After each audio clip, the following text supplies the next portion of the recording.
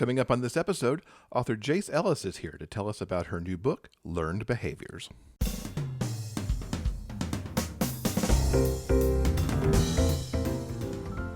Welcome to episode 266 of the Big Gay Fiction Podcast, the show for avid readers and passionate fans of gay romance fiction. I'm Will Knaus, and with me, as always, is my co-host and husband, Mr. Jeff Adams. Hello, everybody. Welcome back, Rainbow Romance readers. We are so glad that you could join us for another week, another episode of the show. And we've got something I think you're really going to enjoy. We're going to be talking to author Jayce Ellis. A couple of weeks ago, I spoke about her book, André, and could not possibly be more effusive in my love for that book. But we're talking about her latest. But before we get to that, do you have any news or updates for us? Well, we talked about last week in our anniversary episode that we're changing up the format of the show a little bit. And this is the first week that you really get to see that happen, because we do want to tell you now that we're going to have another episode coming up this Thursday. That's November 12th. And we're going to have that one full of book reviews, including a review of Jayce's new book, Learned Behaviors, which I know I'll just give a little spoiler to the audience. You were absolutely gaga for. Well, let's do away with the preamble and get right to it. We both had a wonderful time talking to Jayce Ellis. She's fun and funny and, of course, very, very talented.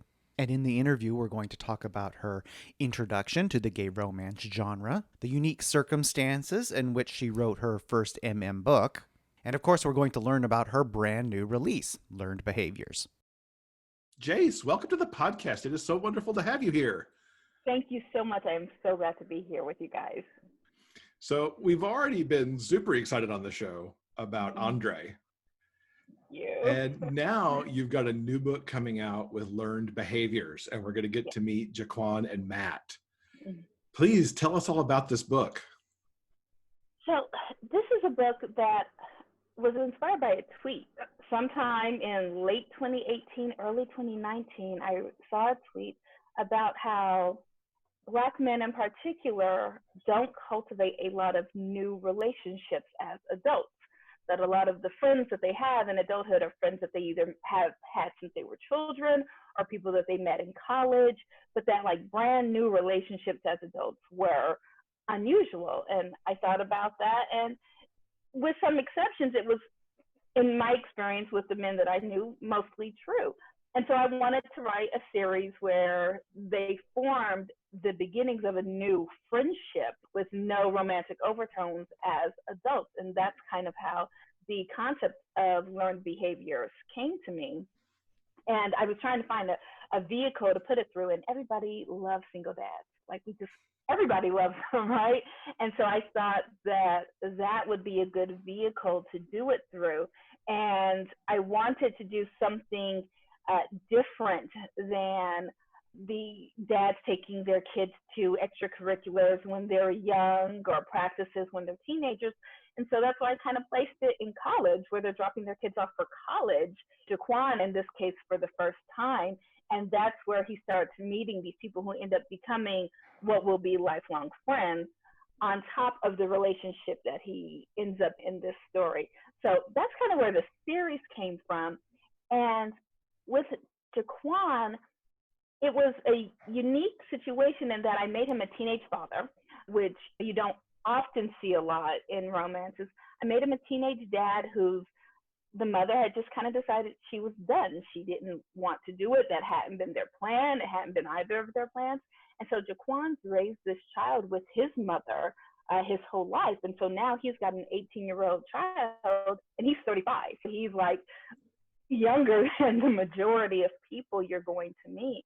And on the other side, we've got Matt, who's a divorcee, whose wife cheated on him, remarried someone who's closer to their oldest son's age than to theirs. And he's got 3 children, and they're all adults, 2 of them in college, one's law school, one's undergrad, and then the oldest son is getting married. And that's kind of the situation that I bring these two together in, is Jaquan at this really kind of turning point in his life, where now he's got to figure out what his life is when it's not his child, because that's what his life has been. And Matt trying to strengthen the relationship with his children that frankly was harmed by the divorce, not necessarily because the wife did anything, but because he had spent so much time trying to provide for his family that he forgot to be there for his family. And by the time he realized what he'd done, it was too late to save that marriage. And so those are the kind of two main characters that I decided, yeah, let's stick them together, add a cat, and make them hate each other. And then everyone will fall in love. Going back to one of the first things you said is that we don't see this a lot in romance. Everybody loves the single dad, but positioning them with the older kids and everything else that you stacked into those characters, this sounds really exciting to me. It's fun. It's a little softer, I think, than Jeremiah and André were. That one was a little bit more, well, it's first person, so they cuss a lot. I didn't realize how much they curse. I'm like, my God, I might need to work on this. And I edited a lot of it out, but good Jesus, boys. And so this one is a little bit softer. It's meant to be a little bit tropier. The other books are honestly kind of issue books. You know, I wrap them up in a lot of like hands-on-ness and sex and all that jazz. But this one is more soft. It's about family. It's about just real people having real life and dealing. And we do have precocious 8-year-olds, but they're not the star. It's interesting, this book, one of the things that happened that I hadn't actually really planned is that you almost have two romances, because Jack and Matt have daughters, and the daughters end up in a relationship together. And then the daughters break up. And that ends up being a subplot. If Karina really, really likes me, they might let me write their reunion next year. We'll see. They break up, and that actually ends up being a bit of a trigger point in Jaquan and Matt's relationship, that the daughters don't necessarily approve of them being together. And it's different when you've got people who are grown, even if in name only, as 18-year-olds tend to be, who have very strong feelings. And when that person's opinion has been so important for so long in your life, it really does make you consider whether or not it's even worth it to start something new, or whether or not it's, better to just keep on doing what you've been doing and what's, worked for you thus far. So I think it's a lot of fun. I really, really like it. I'm nervous about it because it is a bit different than Jeremiah and André were. So I just hope people like it. But it's a sweet story. It's very sweet. We need sweet right now. So much. Yes. The entire series, they're all sweethearts. They're just mushy, and you just want to smush their faces together and make them kiss, and everybody move on and be happy with each other. So this is a softer series, and I really, really like it. So I hope, I keep having my fingers crossed that people will enjoy it, because I'm so nervous that it's such a departure from Jeremiah and André that people won't feel the same way. But I think, especially if you're looking for something a little bit softer, not super angsty. One of my critique partners loves angst, and she says, oh my God, I have to keep reminding myself that this is intentional, that it's not as angsty, because good God, woman, there's so much you could do. And I'm like, yeah, but I didn't want to, So I'm hoping that works for the segment of readers out there who are looking for something a little bit lighter in these kind of turbulent times right now. So what's the plan for this particular series? So this book is out in November. Now the next book in the series is A Friends to Lovers, and that's out in March. And then, Lord willing, you'll get a one-night stand ghosting situation turned into a Manny romance sometime next year. But Karina, when I got this contract, they purchased the first 2 books of Highrise. They purchased Jeremiah and André, and then the first 2 books of this one. So hopefully, if things go well with this book and with the next one, they'll pick up the last 2. The third one would be the Manny, and then the fourth one would actually be the daughters from this book, from Learned Behaviors, reuniting at Jaquan and Matt's wedding some 5 years in the future. So that's what I'm hoping for. Oh, so much to look forward to. Yes, I'm hoping so. So I very much, when I started writing, was not sure how much the world was ready or interested in Black gay romances and Black queer romances. And so I'd always intended to self-publish. And so in the back of my mind, I'm like, well, if they don't pick it up, I'm still going to self-publish it. Like, so the books will come out. The question will simply be whether or not they're under Karina's name or my own. So a couple of weeks ago, I reviewed André here on the podcast, and I fell absolutely in love with those men and their story. The book is absolutely wonderful. That's actually part of a series called Highrise. Where did that idea come from for those two books, Jeremiah and André? 2 months before I got married in 2017, I was sitting on the floor. I'd written a short story that had been published some years back, and I was kind of at a crossroads with where I wanted to go with my career. And what that really meant was that until that point, all the characters I'd written had been white, because we were still kind of in a society where a lot of people didn't read Black lead characters. I mean, that was just our reality. And I had to decide if I was going to write for money or if I was going to write what I want to write. And if I get paid, great, but I want to write this story. And I decided that I wanted to write what I loved. And I wanted to write Black men, Black women finding love, falling in love, and being happy. And it's a couple of months before our wedding, and I have zero interest in any of this wedding planning. Nobody believes me, okay? I said, we got a wedding planner, so I don't have to do this. I wanted my dress and my flowers and tell me where to stand. No one believed me until they realized that they realized I was serious, and they're like, oh, she really doesn't care. No, she doesn't. And so I'm trying to figure out what to get my husband as a wedding present. And I decided I was going to write him a story. And that was Jeremiah. I'm going to write a love letter to my husband. And so honestly, Highrise is a series-long love letter to my husband. That's what it is at the end of the day. Every character in here is my husband in some way, shape, or form, the good, the bad, the ugly, the heart-rending, the everything. And so that's really where it came from. And so he's actually the one who picked all of the main characters' names that I have planned in the series. And he has, with André was such a nightmare to get done. He actually sat there and I handwrite my edits, and he sat there and had to type them all in because I was so behind on my deadline, and we had such a tight turnaround that he actually had to sit there and type in all of my handwritten edits. And he was like, this is filthy. And so he has been like just an absolute godsend in this entire process. But that's where it really came from, was thinking, what do I want to say to him? What do I want to talk about with him? And so that's really what it is. It's just a big old love letter. Your husband sounds utterly amazing. Like, I can't imagine giving Will my handwritten corrections to type in to the story. Yeah, ain't gonna happen. No, sorry.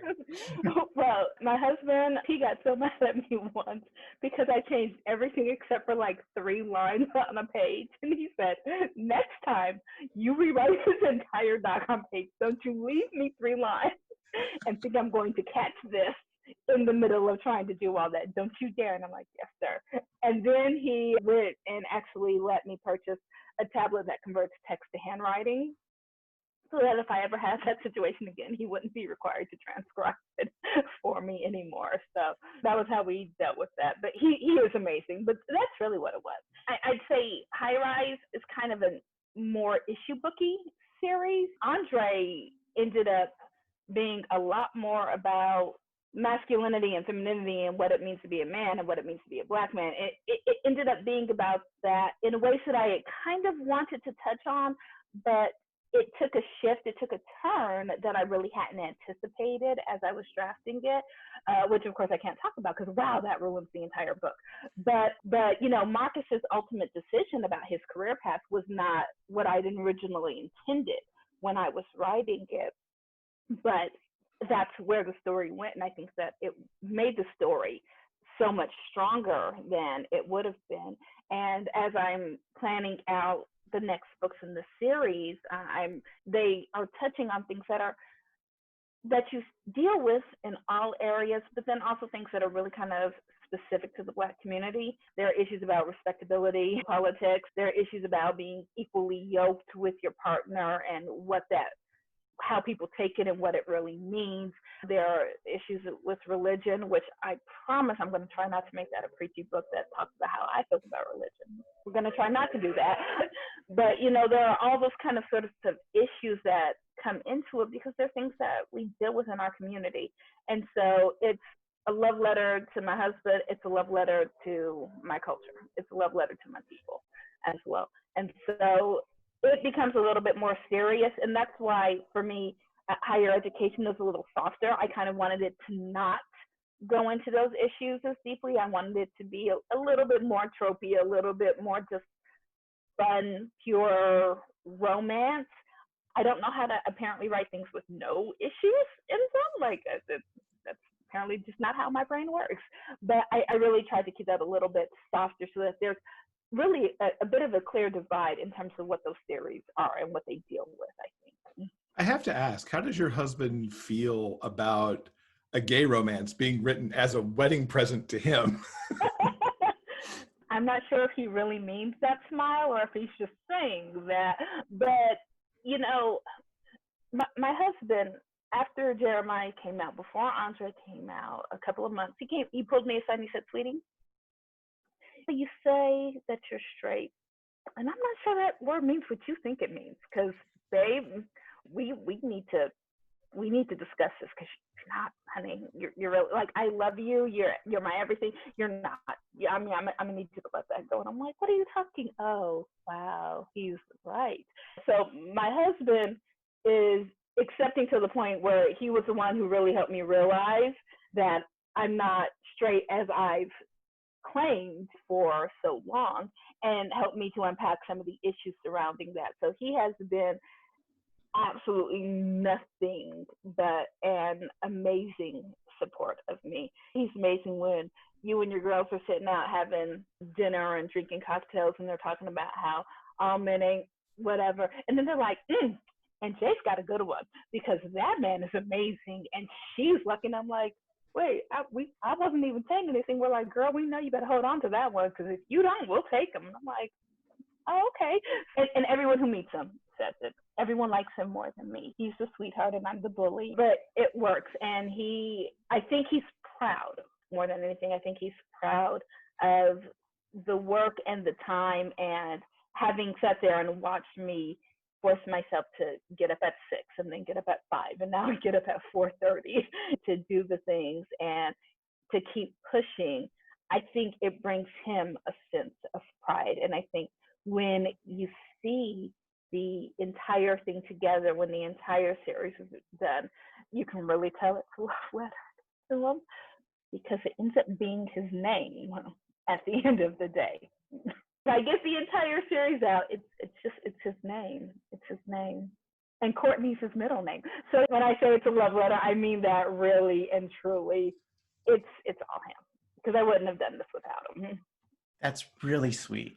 I love that. That was wonderful. Yeah.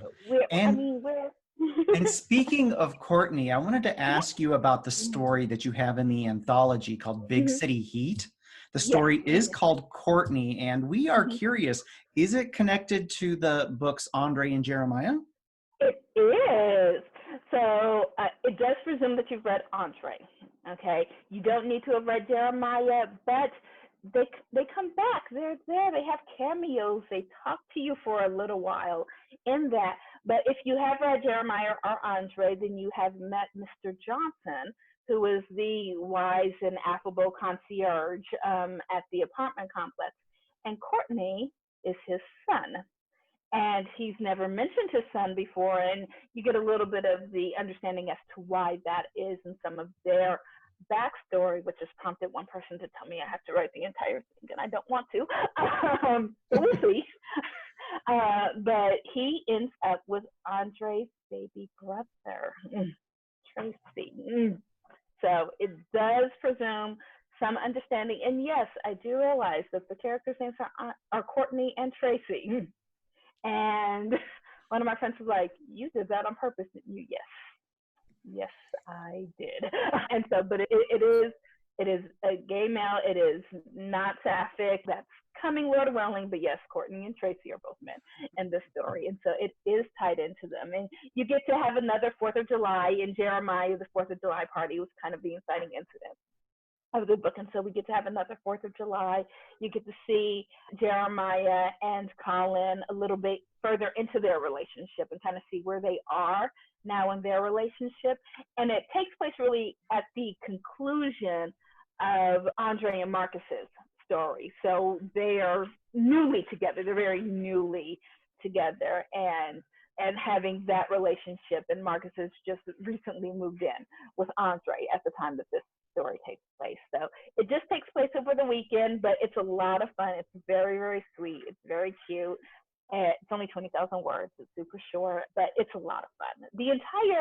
All of the books are a lot of fun. You get some of everything. You've got billionaires and interracial and me and Jody Payne. She says hello.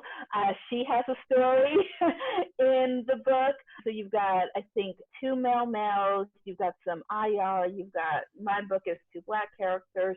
You've got Bat Rep. You've got billionaires. You've got a little bit of suspense. You've got really something for everyone in there. So I'm really excited. And it comes out on my birthday, which is even better.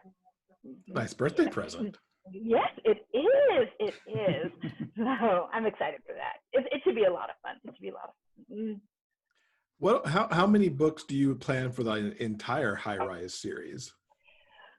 It was originally 5, and then Storm and Lizzie were so popular that I thought about doing them as a novella, and then decided that they deserved more than that. I didn't want to get into a situation. Some of the women in the books have been popular, and I didn't want to be in a position where I was writing, the men were getting full-length novels and the women weren't.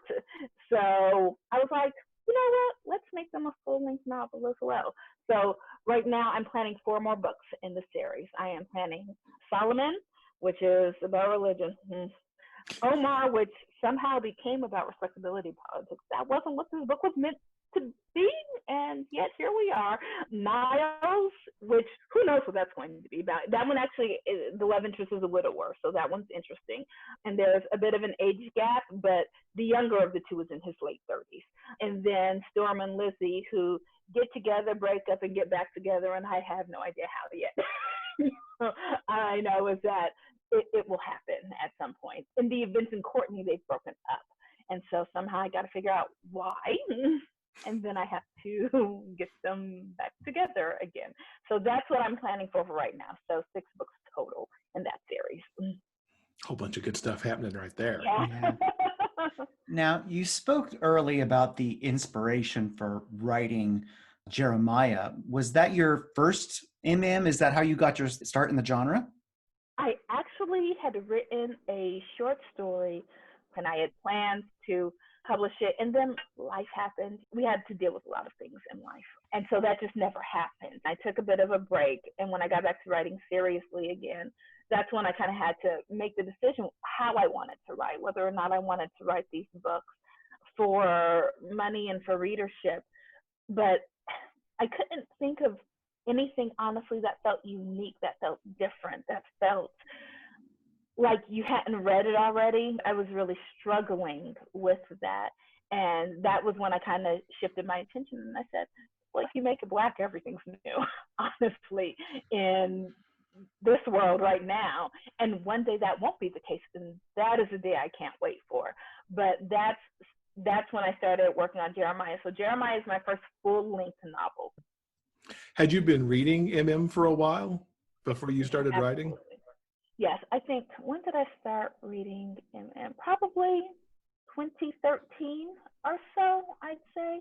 I'd stopped reading for a while, go to college, go to law school, and, I don't have time to do this. And then I realized that's stupid. And so I had stopped reading anything for pleasure for a very, very long time. And so when I finally started back to it, I started with historicals, because that's always been my first love. It's been historicals. And I rediscover why I love Johanna Lindsey, may she rest in peace.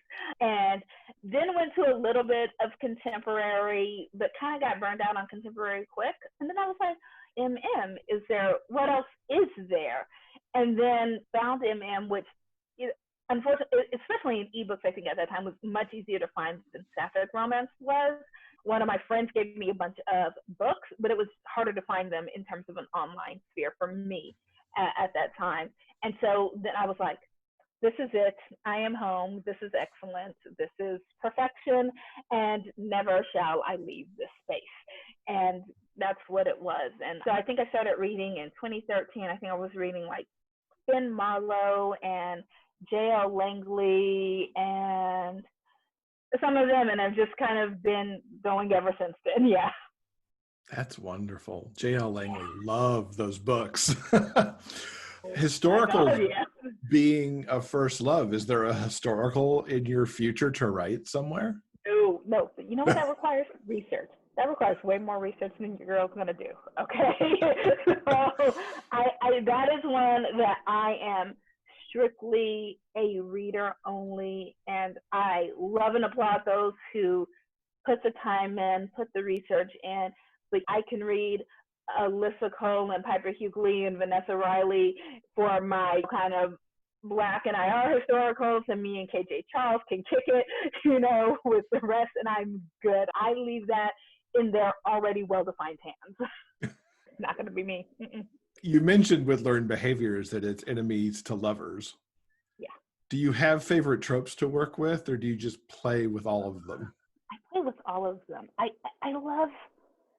I'm the one, I don't even realize I'm writing a trope half the doggone time until somebody points it out. Like, I totally forgot André had only one bed scene. I'm like, oh, it did, didn't it? Totally forgot about it. Wasn't even thinking about it.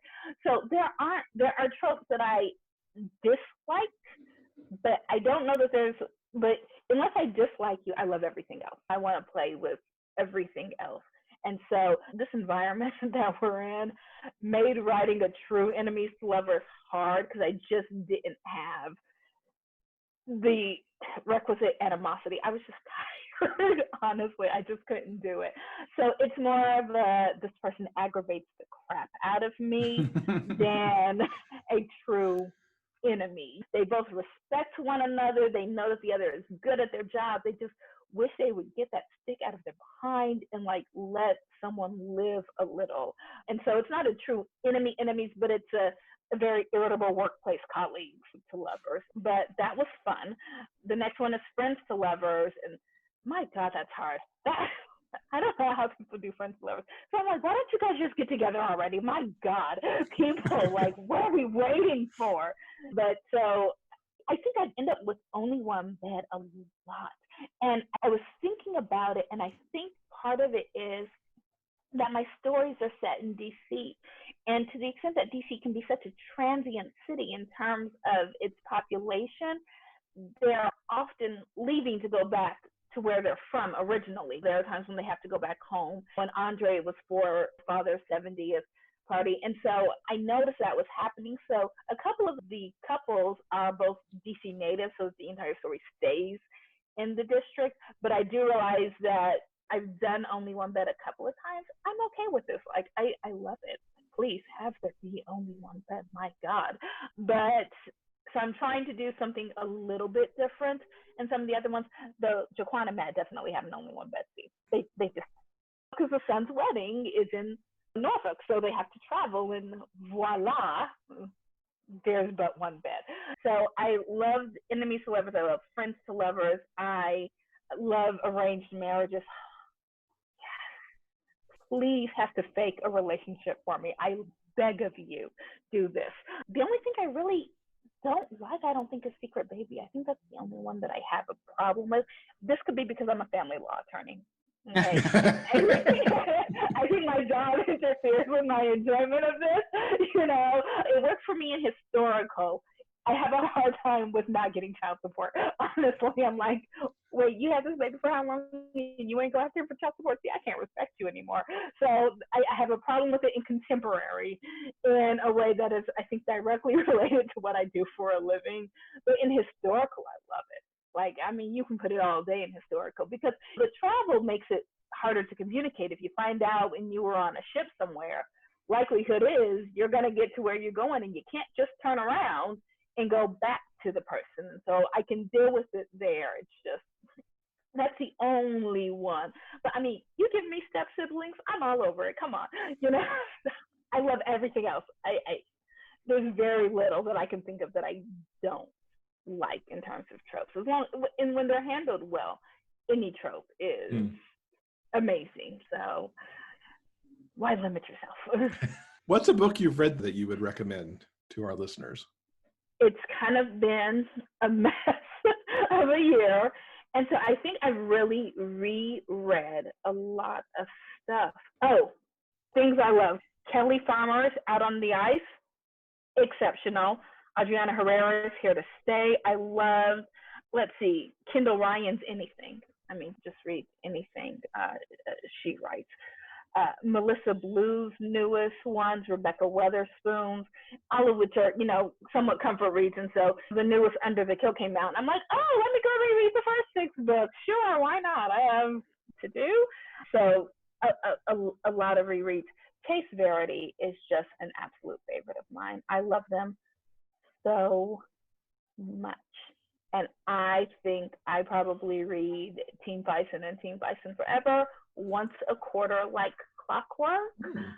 And I'm envious that I will probably never be that good, but I love them and would like to pick them up and put them in my pocket and carry them around with me forever. And then to get a little bit away from romance all the time, I've been rereading a lot of Rachel Kane, the Stillhouse Lake and the Kilman Creek, and that series. Been rereading a lot of that. So, which helps with my murdery tendencies on occasion. Yes, Rosie Adams is amazing, and Christina C. Jones, y'all. Thank me later. Kat Jackson, thank me later. Now, earlier when we were speaking about higher education, we were talking about the plans for the next in the series, which is coming out in March. What else is coming our way in 2021? So that is the last definite book that actually has a date to it. So, and that's Best Friends to Lovers. And that's another one where the child is not college age, but the child in this case is a high school student, beginning high school. And so that's next. And then the rest of that series would be, as we mentioned, a Manny situation. And that's the one where you kind of got kids of different ages in that one. You've got high school, you've got college, and then that's when you get the kind of precocious 8-year-old twin running around. Gotta wait for book 3 for that. And then Lord willing, the secondary romance that was in book 1 hopefully will have their own story as well later on. So that's what I'm hoping for with them. If I'm lucky, I'll be able to go back to Highrise and get the rest of those books out and then give you guys the rest of the higher education series. I think it's a lot of fun. And somebody asked me if I was going to write a baseball series because I mentioned baseball and Jeremiah apparently one too many times. It's like, oh, you should write a series about baseball. I'm like, I love baseball. I truly do. And so now I have a 9-book series planned. Wow, that sounds amazing. Nothing wrong with that. So much to look forward to. so literally, whereas I was saying, if hopefully Karina will pick it up. I have loved working with Karina, would love to work with them some more. But because I never actually expected to be published by a publisher, my plan has always been to self-publish. So they said those books will come out. It's just a matter of who, under what imprint, whether it be from them or whether it be under my own name. But I definitely will get them out to you. I'm excited to get them out to you because they're a lot of fun. Oh, can't wait. So as we wrap things up, how can people keep up with you online? So my website is www.authorjayceellis, that's 2 E's and 2 L's back to back. That's pretty much my handle for everything. Okay, Instagram is author Jayce Ellis. My Facebook page is author Jayce Ellis. Twitter is also author Jayce Ellis, but apparently that's 16 letters. and Twitter only lets you have 15 letters. So there's only one E in author Jayce Ellis on Twitter. So it's now author Jayce Ellis.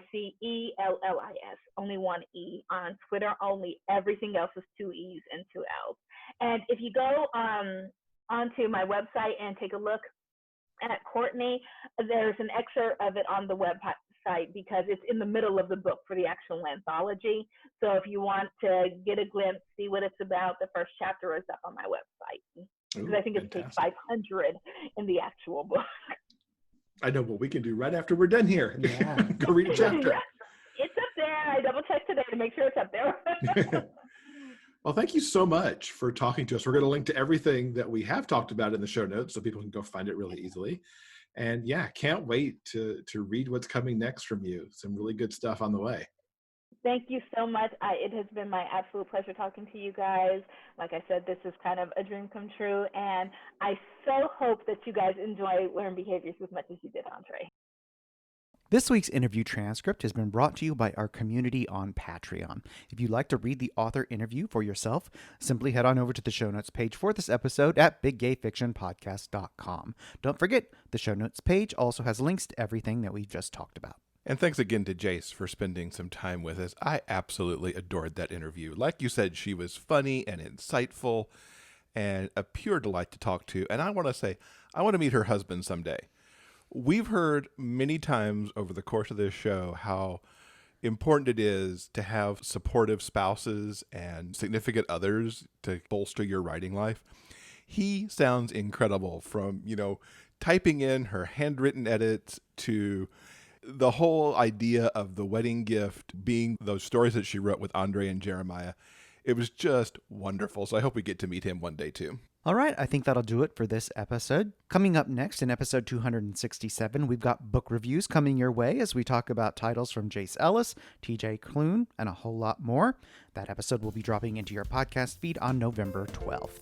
So many just wonderfully good books. We're going to really abuse your TBR coming up on Thursday. Thank you so much for listening. Until next time, stay strong, be safe, and above all else, keep turning those pages and keep reading. Big Gay Fiction Podcast is part of the Frolic Podcast Network. You can find more shows you'll love at frolic.media/podcasts. Original theme music is composed by Daryl Banner.